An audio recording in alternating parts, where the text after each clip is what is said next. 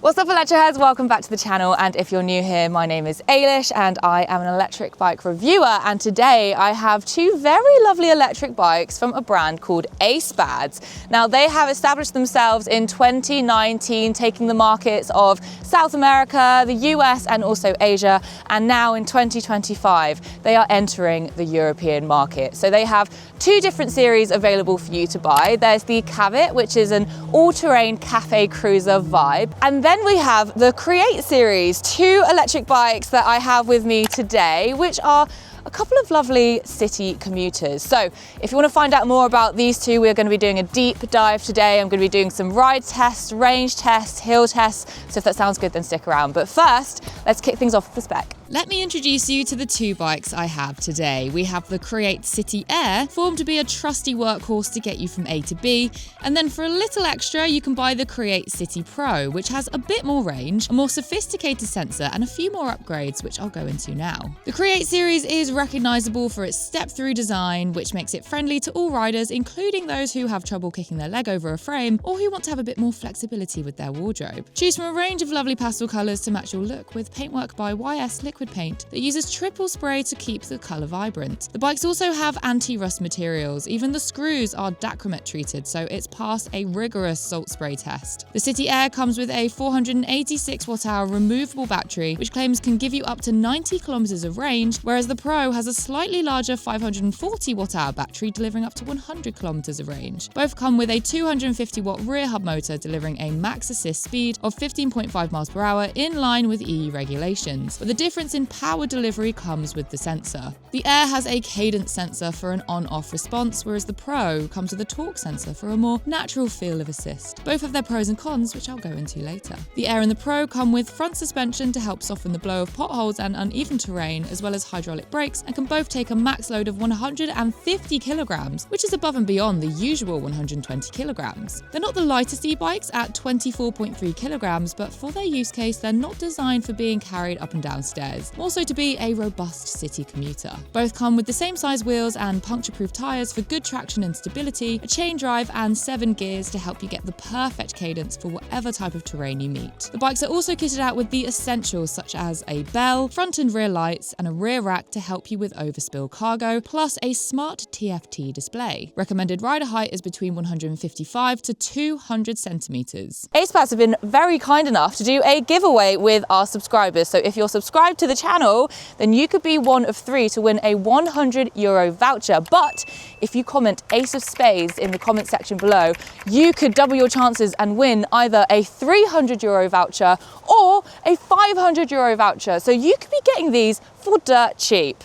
Thanks, A-Spadz. Before we get into riding, I just want to show you some really cool features with the Qreate series. Now, the first one I want to show you is the NFC entry. So I've set up a password, which you can put in the password and then you're able to get into your bike. Or if you use the NFC card, which comes with the bike, you can just tap on the screen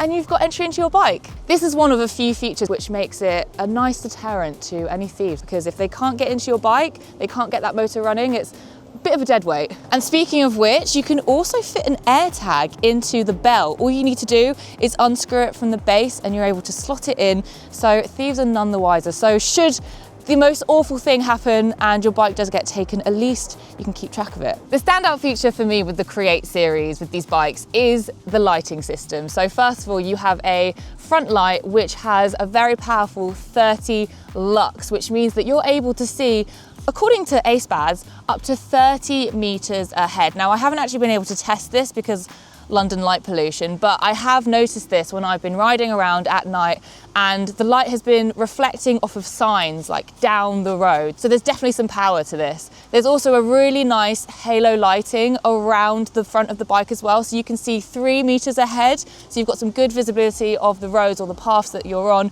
right in front of you. And the rear light has a couple of modes as well. There's riding mode, but also there's a brake mode as well to let people know when you are stopping. And apparently you can be seen to up to 100 meters from behind. But my absolute favorite feature of the lighting system is right here in the removable battery. You can see that you can switch these lights on so you can be glowing at night, so you are not going to be missed. And what you can do is, if I unlock the battery, if you press and hold on this button right here, even whilst the battery is removed, you're able to get the lights turn on, which is great. And I think that's a lovely feature for, say, maybe you've gone camping, you've got the bike and you need a bit of extra lighting. This is great. And if you want to turn on the lights whilst the battery is in the bike, then all you need to do is go into the display, press the power button, and then it turns this on. This next feature is perfect for commuter bikes, and this is the chain guard here. So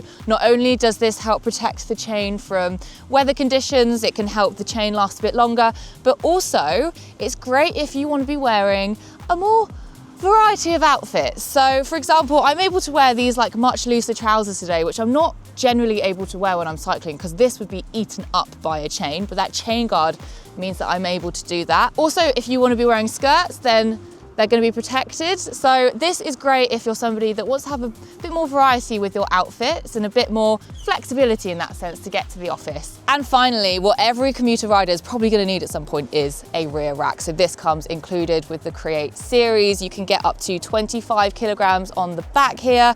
You can also purchase as an extra a front rack and net bag as well to keep things locked up nice and safely at the front. You can also get pannier bags to fit securely on the back here, so your cargo is sorted whether you prefer it on the back or the front. Right, I think that's enough chat about the features of the bike. Let's go into the riding section. The Air has been really lovely to ride. I first want to talk about the power of this bike because it's really great. It gets you up to 15.5 miles per hour pretty damn quickly. Now there is a difference in the delivery of power of the Air compared to the Pro. So the Air here has a cadence sensor. The cadence sensor is a less sophisticated system. Basically what it does is it will sense when you start to move your feet, turn the pedals, and it tells the motor, okay, wake up, let's go. And what then happens is depending on the level of assist you're in, from level 1 to 5, it will kind of get you up to a certain speed. So at the moment I'm in level 1 assist, and I can feel the assist helping me up to about, if I'm being super gentle with the pedaling, about, it says about 17 kilometers an hour. We'll put the miles per hour up on screen because I can't convert that right now. And then as I go up to level 2 assist, there's a little bit more extra power, and it's taking me up to about, I'd say, about 18.5 kilometers an hour. Level 3 assist, again, the assist goes up even more, and I can even see on the screen that the feedback of the power is on the screen at the bottom here, which is quite cool. And that's helping me up to about 19 kilometers an hour. Level 4 assist, it boosts in again. Now this is where I need to change my gears, and that's helping me up quite nicely to, I would say, about 22.5 kilometers an hour. And then we have level 5 assist, which, oh, that assist is just beautiful. It's just boosting me along. I feel like I'm gliding, and I'm very comfortably at 25.5 kilometers an hour, 15.5 miles per hour at that top speed that you can assist me to with barely putting any pressure or power through my legs. There's also a way that you can change the power mode of the bike. If you go into the settings and you go into general, if you go onto the second page, you'll see that there's ride mode. And if you click into that, I'm actually going to put it into power, but there are 3 modes available. Normal, which I've been riding, power, and then we have eco, but let's go for power. Wow, and now you can see the screen has turned red because we're in power mode. Level 5 assist. Oh. Wow. Wow, that assist is unbelievable. Oh my God. That goes up to 15.5 miles per hour in a jiffy. I mean, that is gonna eat up a bit more of your battery, I will say, if you're riding in power mode. But this is absolutely for people who just don't want to be doing much work. This is punchy. Okay, I want to change it to eco mode now. Level 5 assist, the screen's now got a nice green color. I mean, that's still got power to it. I have to say, with these bikes, the way that they've set it up, particularly when you're in level 5 assist, it's super powerful. which is really easy to use. This is a low effort e-bike if you want it to be. The saddle's very comfy. The handlebars have these nice ergo presses here on the side. So it just means that you're not getting too much pressure or vibrations through your hands and your wrists. The riding position it's not fully upright. I could probably change that by adjusting the handlebars here. You can tilt that up, of course, but I've gone for a slightly more angled position because that's just what I've gone for. It's super comfy, it's super easy to get on thanks to that step through frame. And I feel nice and balanced and stable with these larger wheels as well. So this is definitely an electric bike for somebody who just kind of wants that simplicity and comfort. Get it in level 5, it will carry you all the way. But now let me just ride with no assist at all to show you how it is, because this isn't a particularly light bike. Whew. And you can see the difference there when I take off. Sure, got to put some weight through the legs, got to get it up to speed, but drop a few gears down in not too much time at all. I'm able to get this up to, well, I'm riding at about 15.5 kilometers an hour, and I can feel the weight of my bike. I am going up a slight incline, by the way. I wouldn't be able to actually go much faster. If I was on a straight, I probably could, but it's good to know that in the worst event that you run out of battery, you are able to pedal this thing back home. If you have lots of hills, it could be a struggle. When I switch to the Pro, you can feel a difference in the assist. The torque sensor means that you can be set to level 2 assist, and the power is there due to the sensor reading my pressure as I push down on the pedal, rather than just realizing that the pedal is moving. So I've been riding this bike in level 2 or 3 a lot of the time when I'm on the flats. One thing I will say though is for these bikes, when I'm at top speed, I would love to have an 8th gear for a bit more tension, but it's certainly not a be-all end-all. Between the Air and the Pro, the sensor is really the key noticeable difference between the two, despite also a slight difference in range. And the different sensor can mean for a different feel when it comes to the hills. It's time for the hill test, and A-Spadz claim that their bikes can handle 15-degree inclines.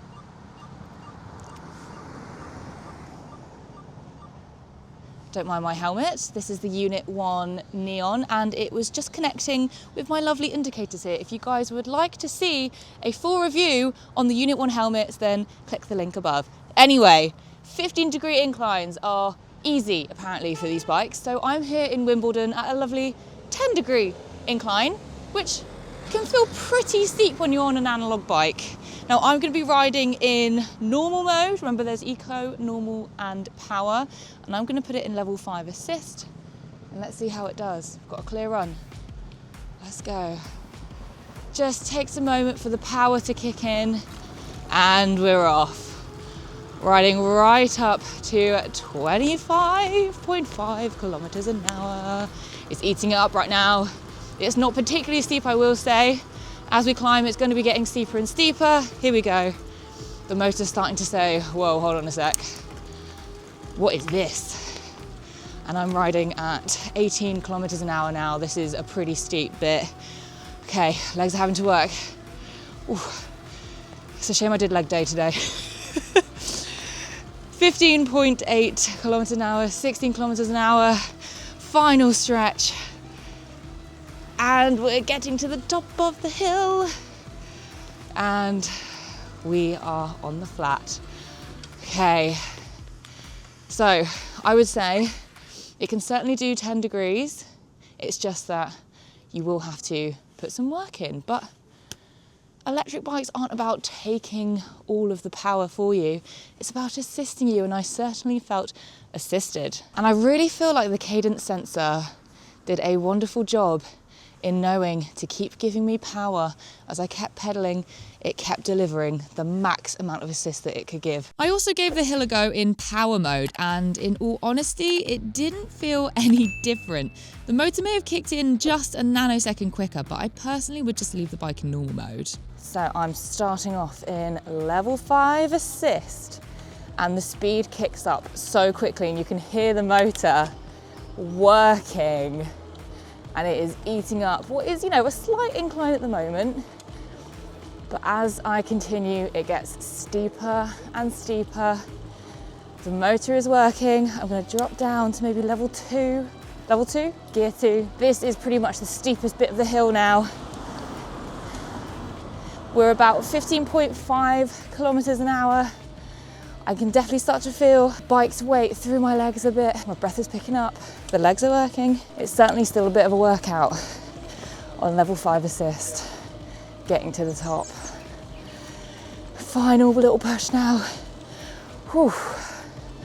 Okay, so for anyone that says riding an electric bike is cheating, they are wrong. So you see, the thing with cadence and torque sensors is it gives you a different kind of assist. So a cadence sensor is very on-off. Once you start to pedal, it tells the sensor to tell the motor to wake up and go. And different levels of assist will basically be the amount of speed that you're going to get. But when it comes to a torque sensor, which is a much more sophisticated setup, what happens is when you start to pedal, the torque sensor obviously recognizes that you're pedaling and tells the motor to wake up, but it will then also be able to sense how much pressure you're putting down on the pedal, which in turn tells the motor how much assist to give you.